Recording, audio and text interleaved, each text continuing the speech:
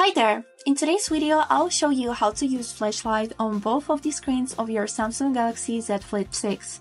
Let's get started. As a first one, let's start with the main screen.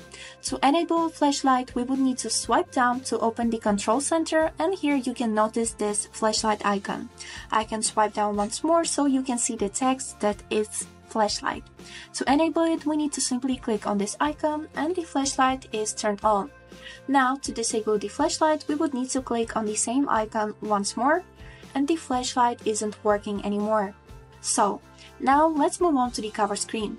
We would need to fold our phone and then unlock it. So, I have unlocked it, and now to enable flashlight on this screen, we would need to swipe down, and here you can see the same icon with a flashlight. If we will click on it, here you will see the message that you need to turn the screen away so the light doesn't go in your eyes.